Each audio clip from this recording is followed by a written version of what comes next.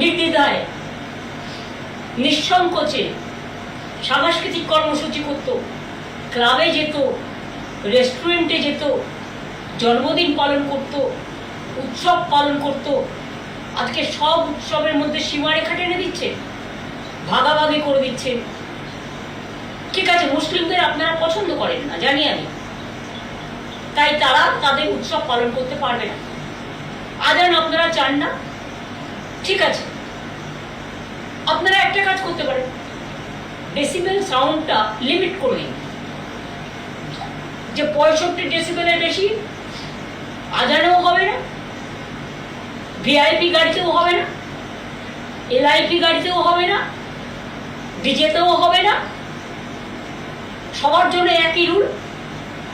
আইনকে বেআইন করবেন। Law cannot be discriminated between one to another. মনে রাখবেন, আর্টিকেল 14 যেমন আছে সংবিধানে, আমাদের কোডে, আমাদের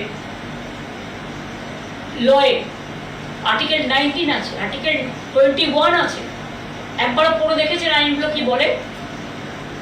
আপনার কারো অধিকার কারবার অধিকার আপনার কেউ দেয়নি। দেশ চলে গণতন্ত্র মেনে, সংবিধান মেনে। দেশটাকে এইভাবে দুর্লভলুণ্ঠিত করে, ভুলণ্ঠিত করে, অত্যাচারিত করে, কুৎসিত চেহারা, কদর্য চেহারায় নিজেদের মনগুলোকে এক একটা স্তূপাকার জঞ্জালে পরিণত করেছেন। এখন তো জঞ্জাল থেকেও ভালো জিনিস তৈরি হয়। মনের জঞ্জালটা একবার পরিষ্কার করবেন। তৃণমূল কংগ্রেস কর্মীদের 2-2.5 হাজার অফিস ভেঙেছে।